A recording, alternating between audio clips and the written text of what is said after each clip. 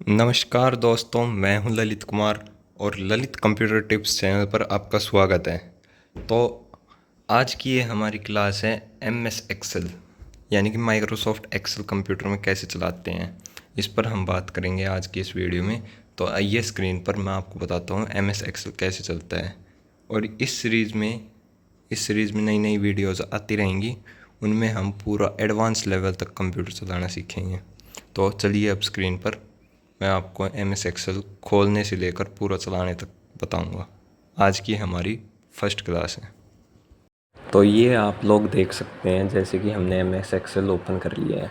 अब जो आपको ये कॉलम से दिख रहे हैं इसे हम बोलते हैं स्प्रेडशीट और वर्कबुक भी बोलते हैं हम इसे। ये शीट्स आप जितनी चाहें उतनी दे सकते हैं, 1 2 3 शीट, 1 शीट 2 शीट 3। और शीट्स मान लीजिए 3 शीट में भी आपका काम नहीं आया, आपको और शीट्स चाहिए तो आप सिंपली इस पर दबाइए इंसर्ट वर्कबुक।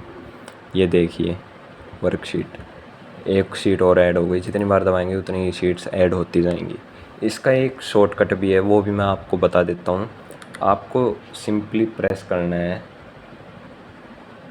आपको कीबोर्ड में प्रेस करना है, आपको सिंपली दबाना है Shift+F11। और ये देखिए हमारी 6th शीट भी ऐड हो चुकी है हमारी वर्कबुक में। उसके बाद हम बात करें, ये जो आपको ABCD अल्फ़ाबेट्स दिख रहे हैं, इनका क्या मतलब है। जैसे ही आप ये जो ABCDEF यानी कि ये जो अल्फ़ाबेट है, इन्हें बोलते हैं हम column. A column, B column, C column, D column, E column. और ये जो आपको दिख रही है 1 2 3 4 5 6, यानी कि ये जो न्यूमेरिकल्स हैं इन्हें हम बोलते हैं रो। और जब भी ये कहीं पर भी दोनों चीज़ आपस में मिलेंगी, यानी कि कॉलम और रो आपस में मिलेंगी, उसे हम बोलते हैं सेल। जैसे कि ये B3 सेल है, यहाँ पर आपको शो भी हो जाएगी और दोनों तरफ से एक कॉलम भी हाईलाइट हो जाएगा और रो भी। तो ये हमारी B3 सेल है। जैसे कि मैं यहाँ पर क्लिक करता हूँ तो ये C2 सेल है। उसके बाद आप जैसे कि काम कर रहे हैं तो आप बार बार माउस से तो ऐसे चेंज नहीं करेंगे, तो इन्हें कैसे चेंज करते हैं उसके लिए आपको मैं बता देता हूँ। मान लीजिए आपको नीचे वाली सेल में आना है तो आप सिंपली प्रेस कीजिए कीबोर्ड में एंटर, आप नीचे वाली सेल में आ जाएंगे।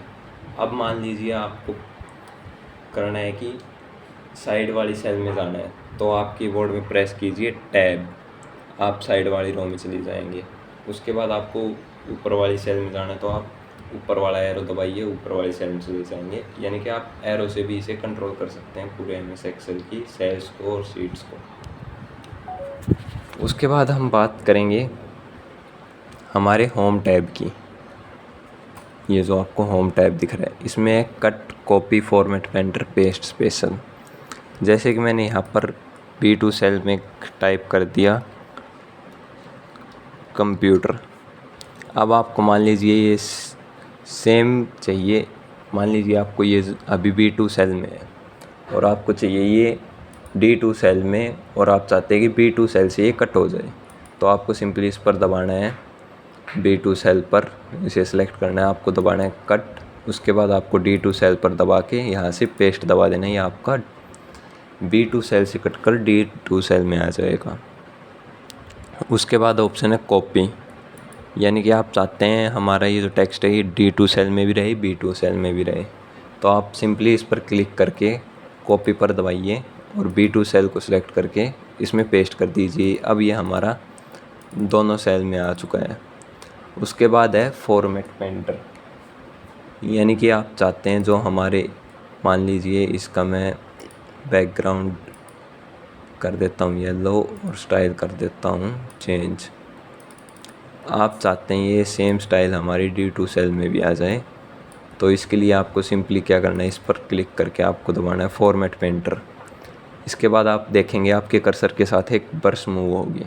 इसको आपको सिंपली जिस सेल का सेम टेक्स्ट सेम फॉर्मेट करना है उस पर क्लिक कर दीजिए। ये देखिए हमारी D2 सेल का भी सेम हो चुका है। उसके बाद होता है एक पेस्ट स्पेशल करके, यानी कि आप चाहते हैं ये जो कंप्यूटर लिख रखा है हमने इसे कॉपी कर लिया और आप चाहते हैं मैं इसे B7 सेल में पेस्ट कर दूं, लेकिन मैं ऐसा चाहता हूं कि ये जो मैं B2 सेल है इसमें कुछ भी चेंज करूं तो वो B7 में भी चेंज हो। तो आपको सिंपली इसे सिलेक्ट करके कॉपी दबाना है। उसके बाद आपको पेस्ट के नीचे ये एरो दिख रहा है, इस पर क्लिक करके पेस्ट स्पेशल पर दबा देना है।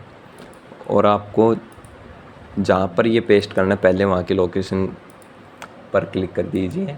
उसके बाद आपको दबा देना है पेस्ट लिंक सिंपली। अब आप इससे होगा क्या, आप मान लीजिए मैं इस टेक्स्ट में थोड़ा चेंज कर देता हूँ, कंप्यूटर की जगह मैं कर देता हूँ कंप्यूटर टिप्स और एंटर दबा दिया, तो ये आप देख सकते हैं हमारा चेंज नीचे वाले में भी ऑटोमेटिक हो गया है। तो आज की वीडियो में बस इतना ही। अगली वीडियो में हम और आगे चलाना सीखेंगे MS एक्सेल। तो अगर आपको वीडियो पसंद आए तो हमारे चैनल को सब्सक्राइब करें और वीडियो को लाइक करें ऐसी और वीडियो देखने के लिए। Thank you.